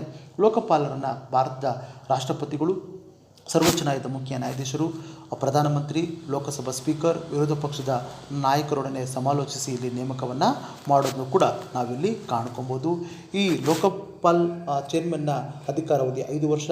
ಲೋಕಪಾಲರ ಹೆಸರನ್ನು ಶಿಫಾರಸು ಮಾಡುವ ನ್ಯಾಯಸಮ್ಮತ ಅಧಿಕಾರವನ್ನು ಪ್ರಧಾನಮಂತ್ರಿಗಳು ಇಲ್ಲಿ ಒಳಗೊಂಡಿರೋದನ್ನು ಕೂಡ ನಾವಿಲ್ಲಿ ಕಾಣ್ಕೊಬೋದು. ಈ ಲೋಕಪಾಲ್ ಸಂಸ್ಥೆ ಏನೆಲ್ಲ ಕೆಲಸವನ್ನು ಮಾಡ್ಕೊಂಬರ್ತಾರೆ. ತಪ್ಪಿತಸ್ಥ ಸರ್ಕಾರಿ ಉದ್ಯೋಗಿಗಳಿಗೆ ಶಿಕ್ಷೆ ವಿಧಿಸುವ ಅಧಿಕಾರ ಲೋಕಪಾಲ್ ಹೊಂದಿರ್ತಾರೆ. ಭ್ರಷ್ಟಾಚಾರದಲ್ಲಿ ಮುಳುಗಿದ ನೌಕರ ವಿರುದ್ಧ ಮೊಕದ್ದಮೆಯನ್ನು ಹೂಡಲು ಸರ್ಕಾರ ಅನುಮತಿ, ಇಲಾಖಾ ಮುಖ್ಯಸ್ಥರ ಅನುಮತಿ ಪಡೆಯುವ ಅಗತ್ಯ ಇಲ್ಲ. ಈ ವಿದೇಶಿ ಮೂಲಗಳಿಂದ ವಂತಿಕೆಯನ್ನು ಪಡೆಯುವ ಎಲ್ಲ ಸಂಘ ಸಂಸ್ಥೆಗಳು ಲೋಕಪಾಲರ ಅಧಿಕಾರ ವ್ಯಾಪ್ತಿಗೆ ಇಲ್ಲಿ ಬರ್ತಾರೆ. ಭ್ರಷ್ಟಾಚಾರದಿಂದ ಗಳಿಸಿದ ಆಸ್ತಿಯನ್ನು ಮುಟ್ಟುಗೋಲು ಹಾಕಿಕೊಳ್ಳುವಂತಹ ಅಧಿಕಾರವನ್ನು ಲೋಕಪಾಲ್ ಇಲ್ಲಿ ಹೊಂದಿರುತ್ತೆ. ಭ್ರಷ್ಟಾಚಾರ ಅಪರಾಧ ರುಜುವಾತಾದರೆ ಸಂಬಂಧಪಟ್ಟ ಅಧಿಕಾರಿಗೆ 2 ವರ್ಷಗಳವರೆಗೆ ಜೈಲು ಶಿಕ್ಷೆ ನೀಡುವಂತಹ ಅಧಿಕಾರವನ್ನು ಈ ಲೋಕಪಾಲ್ ಸಂಸ್ಥೆಗೆ ಒಳಗೊಂಡಿರೋದನ್ನು ಕೂಡ ನಾವಿಲ್ಲಿ ಕಾಣ್ಕೊಬೋದು. ಅದೇ ರೀತಿ ರಾಜ್ಯಗಳಲ್ಲಿ ಲೋಕಾಯುಕ್ತ ನೋಡಿ. ಈ ಲೋಕಾಯುಕ್ತ ಅನ್ನೋದು ಒಡಿಶಾ ಸರ್ಕಾರ ಇದನ್ನು ಲೋಕಾಯುಕ್ತ ಸಂಸ್ಥೆಯನ್ನು ಪರಿಚಯಿಸಿದರೂ ಕೂಡ ಅದನ್ನು ಜಾರಿಗೆಗೊಳಿಸಲಿಲ್ಲ. ಬಟ್ ಇಲ್ಲಿ ಇಡೀ ದೇಶದಲ್ಲಿ ಮೊದಲ ಬಾರಿಗೆ ಲೋಕಾಯುಕ್ತ ಅನ್ನೋ ಸಂಸ್ಥೆಯನ್ನು ಜಾರಿಗೆಗೊಳಿಸಿದ್ಯಾರು ಅಂತ ಅಂದರೆ ನಿಮಗೆ 1973ರಲ್ಲಿ ಮಹಾರಾಷ್ಟ್ರ ಸರ್ಕಾರ ಲೋಕಾಯುಕ್ತ ಸಂಸ್ಥೆಯನ್ನು ಜಾರಿಗೆಯನ್ನು ಮಾಡ್ಕೊಂಬರ್ತಿರೋದನ್ನು ಕೂಡ ನಾವಿಲ್ಲಿ ಗಮನಿಸ್ಕೊಬೋದು. ಈ ಲೋಕಾಯುಕ್ತರಲ್ಲಿ ಹೈಕೋರ್ಟ್ನ ನ್ಯಾಯಾಧೀಶರು, ಶಾಸನ ಸಭೆಗಳ ಮುಖ್ಯಸ್ಥರು, ಅಕೌಂಟೆಂಟ್ ಜನರಲ್, ರಾಜ್ಯ ಲೋಕಸೇವಾ ಆಯೋಗದ ಅಧ್ಯಕ್ಷರು ಮತ್ತು ಜಿಲ್ಲಾ ನ್ಯಾಯಾಲಯಗಳ ನ್ಯಾಯಾಧೀಶರು ಇಲ್ಲಿ ಈ ಸಂಸ್ಥೆಯ ವ್ಯಾಪ್ತಿಗೆ ಇಲ್ಲಿ ಬರುವುದಿಲ್ಲ. ಓಕೆನಾ. ಮತ್ತು ಭ್ರಷ್ಟ ಅಧಿಕಾರಿಗಳ ಮತ್ತು ಮನೆಗಳ ಮತ್ತು ಕಚೇರಿಗಳ ಮೇಲೆ ದಾಳಿ ನಡೆಸುವಂಥ ಅಧಿಕಾರವನ್ನು ಇಲ್ಲಿ ಹೊಂದಿರೋದನ್ನು ಕೂಡ ನಾವಿಲ್ಲಿ ಕಾಣ್ಕೊಬೋದು. ನಮ್ಮ ಕರ್ನಾಟಕದ ಲೋಕಾಯುಕ್ತ ಇದೆಯಾ ಇಲ್ವಾ? ಹೌದು, ಇದೆ. ಕರ್ನಾಟಕದಲ್ಲಿ 1984ರಲ್ಲಿ ರಾಮಕೃಷ್ಣ ಹೆಗಡೆ ಅವರ ನೇತೃತ್ವದಲ್ಲಿ ಲೋಕಾಯುಕ್ತ ಸಂಸ್ಥೆಯನ್ನು ಇಲ್ಲಿ ಸ್ಥಾಪನೆ ಮಾಡಿರೋದನ್ನು ಕೂಡ ನಾವಿಲ್ಲಿ ಕಾಣ್ಕೊಬೋದು. ಇದು ಸುಪ್ರೀಂ ಕೋರ್ಟ್ನ ನಿವೃತ್ತ ನ್ಯಾಯಾಧೀಶರು, ರಾಜ್ಯ ಹೈಕೋರ್ಟ್ನ ನಿವೃತ್ತ ಮುಖ್ಯಾಧೀಶರನ್ನು ಲೋಕಾಯುಕ್ತರನ್ನಾಗಿ ಅಥವಾ ಹೈಕೋರ್ಟ್ನ ನಿವೃತ್ತ ನ್ಯಾಯಮೂರ್ತಿಗಳನ್ನ ಲೋಕಾಯುಕ್ತರನ್ನಾಗಿ ಮುಖ್ಯಮಂತ್ರಿಯವರು ನೇಮಕವನ್ನು ಮಾಡೋದನ್ನು ಕೂಡ ನಾವಿಲ್ಲಿ ಕಾಣ್ಕೊಬೋದು. ಓಕೆನಾ. ಅಂದರೆ ಮುಖ್ಯಮಂತ್ರಿಗಳ ಒಂದು ಶಿಫಾರಸಿನ ಮೇಲೆ ರಾಜ್ಯಪಾಲರು ಇವ್ರನ್ನ ನೇಮಕವನ್ನು ಮಾಡ್ಕೊಂಬರ್ತಾರೆ. 5 ವರ್ಷಗಳ ಅವಧಿಗೆ ಇಲ್ಲಿ ನೇಮಕವನ್ನು ಮಾಡ್ಕೊಂಬರ್ತಿರೋದನ್ನು ಕೂಡ ನಾವಿಲ್ಲಿ ಕಾಣುವಂಥದ್ದನ್ನು ಕೂಡ ನಾವಿಲ್ಲಿ ಕಾಣ್ಕೊಬೋದು. ನಮ್ಮಲ್ಲಿ ಉತ್ತಮವಾದಂತಹ ಲೋಕಾಯುಕ್ತವಾಗಿ ಕೆಲಸ ಮಾಡಿರೋರು ಯಾರು ಅಂತ ನಿಮಗೆ ಗೊತ್ತಿದೆ. ಎನ್ ವೆಂಕಟಾಚಲ ಇರ್ಬೋದು, ನ್ಯಾಯಮೂರ್ತಿ ಸಂತೋಷ್ ಹೆಗಡೆ ಇರ್ಬೋದು. ಇತ್ತೀಚೆಗೆ ನಮ್ಮ ಕರ್ನಾಟಕದಲ್ಲಿ ಉತ್ತಮ ರೀತಿಯ ಲೋಕಾಯುಕ್ತರಾಗಿ ಕೆಲಸವನ್ನು ಮಾಡಿರೋದನ್ನು ಕೂಡ ನಾವಿಲ್ಲಿ ಕಾಣುವಂತಹ ಅಂಶ. ಇಷ್ಟೆಲ್ಲ ಅಂಶಗಳು ನಮ್ಮ ದೇಶದ ಪ್ರಜಾಪ್ರಭುತ್ವದ ವ್ಯವಸ್ಥೆಗೆ ಮಾರಕವಾಗಿದೆ ಅನ್ನುವ ವಿಚಾರವನ್ನು ತಿಳ್ಕೊಂಡಿದ್ದೀವಿ. ಈಗ ಫ್ರೆಂಡ್ಸ್, ಈ ವಿಡಿಯೋ ನಿಮಗೆ ಇಷ್ಟ ಆದಲ್ಲಿ ಲೈಕ್ ಮಾಡಿ, ಶೇರ್ ಮಾಡಿ, ಕಾಮೆಂಟ್ ಮಾಡಿ, ಹಾಗೆ ಸಬ್ಸ್ಕ್ರೈಬ್ ಮಾಡಿ, ಪಕ್ಕದಲ್ಲಿ ಕಾಣುವ ಬೆಲ್ ಐಕಾನ್ ಅನ್ನು ಕ್ಲಿಕ್ ಮಾಡಿ.